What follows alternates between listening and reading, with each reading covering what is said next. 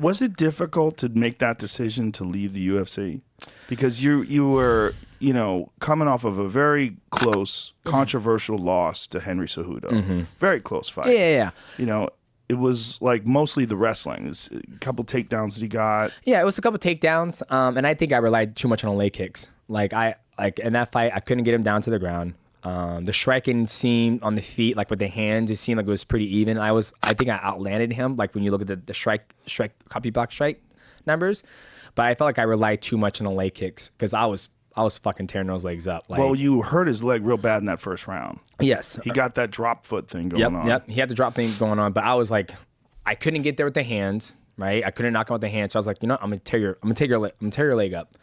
Kept on tearing the leg up, and when the fight ended, and I was like, he probably got it. Well, I was like, he beat me. And then they read the scorecard, and I was like, it is what it is. Like, what are you gonna do? So what was the decision after that? Like, what was that like? So it was frustrating. But then, at the time I was like, I wonder if I can do something different, right? Because I was going in the back, and at the time Maki was in managing me. He still is, first round managing is. And I was like, he was like, you tell me what you want to do, bro. You just let me know and we'll figure it out. And I was like, I wonder if I get out of my contract. I was like, try to do something different. Because at the time, I looked at it this way. If I were to fight Henry Cejudo again for the third time, it could have gone either two ways. One, I beat Henry, then I'm still stuck in the same situation I am right now when at the time they were in talks about getting rid of the flyweight division, right? Or two, if I lose to Henry, then I'm still stuck in the same position. I just lost to him again.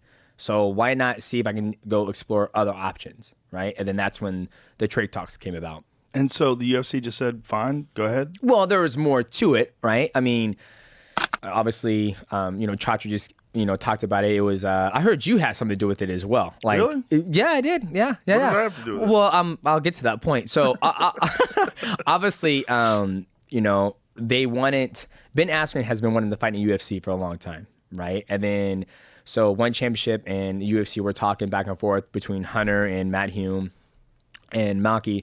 So they're like, hey, let's do a trade, right? Like, we'll give you Ben Askren for Demetrious Johnson. Oh. And then at one point I heard that, Dana was like, nah, I don't want to make that happen, right? I don't know I'm not in the room where all the puzzle pieces are being shifted. Mm-hmm. And then I was hanging out somewhere, and then somebody said, Joe Rogan had a piece in that. And I was like, really? He goes, yeah. And I was told that you kind of convinced him. I'm like, who gives a shit? Like, just get Ben Askren or something like that. So, yeah, I know, right? So that's not really accurate. No, I definitely was trying to get them to get Ben Askren, but I was trying to get them to get Ben Askren